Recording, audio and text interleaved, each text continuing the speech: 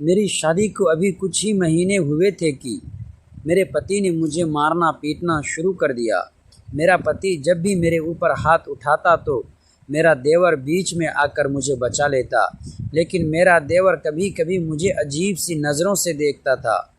फिर एक दिन मेरा देवर मेरे कमरे में आया और बोला, भाभी आप मुझे बहुत अच्छी लगती हो और मैं आपसे प्यार करने लगा हूँ। देवर जी की बात सुनकर तो मैं एकदम से घबरा गई। फिर कहा, लो जी भर के प्यार कर लो। देवर जी मुझे प्यार करने लगा। मुझे वह सुकून दिया जो मुझे बहुत मज़ा आया। अगर तुम्हारे भैया को पता चल गया तो क़यामत आ जाएगी, लेकिन वो नहीं माना और अपनी ज़िद पर अड़ गया।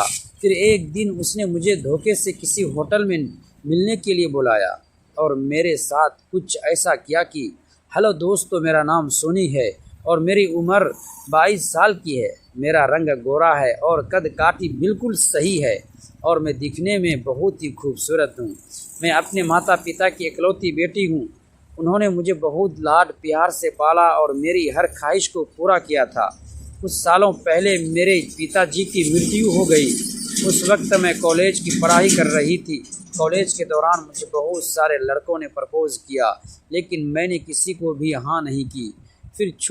फिर कुछ टाइम बाद मेरी दोस्ती एक साहिल नाम के लड़के से हो गई। वो मुझे बहुत पसंद करता था। दोस्तों, वीडियो में आगे बढ़ने से पहले वीडियो को लाइक और हमारे चैनल को सब्सक्राइब ज़रूर कीजिएगा। दोस्तों, चलते हैं आज की कहानी की तरफ। जैसे ही हमारी कॉलेज की पढ़ाई कंप्लीट हुई तो हम दोनों ने घर वालों की सहमति से शादी कर ली। शुरू में तो सब कुछ ठीक चल रहा था। साहिल मेरा बहुत ध्यान रखता था, लेकिन धीरे धीरे साहिल का रवैया बदलने लगा। वो अक्सर ही अपने घर वालों की बात में आकर मुझ पर गुस्सा करता था, लेकिन मेरा देवर बहुत अच्छा था। वह हमेशा मेरी तरफ से बोलता था।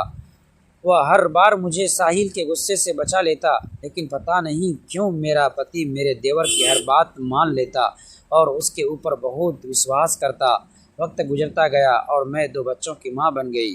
रोज़ की तरह आज भी जब मैंने खाना तैयार किया तो मेरे देवर ने मजाकिया अंदाज में कहा, भाभी आज खाने में नमक थोड़ा ज़्यादा लग रहा है।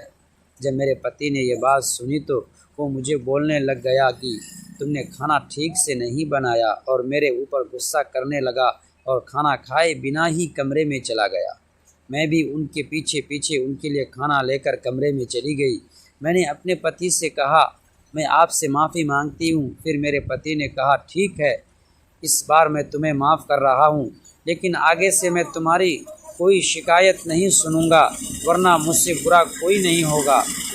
फिर मैंने और मेरे पति ने साथ में खाना खाया। जब मेरे पति का गुस्सा ठंडा हुआ तो मैंने अपने पति से कहा, आपको तो पता है मैं हर काम बहुत ही ज़्यादा ध्यान से करती हूँ।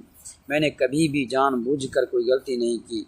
मेरे पति ने कहा, ठीक है, आगे से तुम ख्याल रखना। मुझे कभी कभी ऐसा लगता था कि मेरा देवर जानबूझकर मेरे पति को मेरे खिलाफ भटकाता है।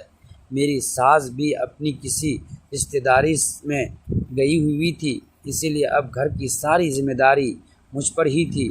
मैं हर काम बहुत ज़्यादा ध्यान से करती थी, लेकिन न जाने क्यों हर बार मुझसे कोई ना कोई गलती हो जाती थी। मुझे समझ नहीं आता था कि मेरे साथ ये सब क्यों हो रहा है। अगली सुबह जब मैं उठी, मैंने घर का सारा काम किया और मैं स्कूल से बच्चों को लाया। मैं अंदर ही अंदर टूटती जा रही थी। माँ के वालों को बताने की हिम्मत नहीं होती थी, क्योंकि मुझे डर था कि कहीं वे परेशान न हो जाए या समाज क्या कहेगा। लेकिन हर दिन मेरे लिए एक नई परीक्षा बन गया था। एक दिन हद हो गई।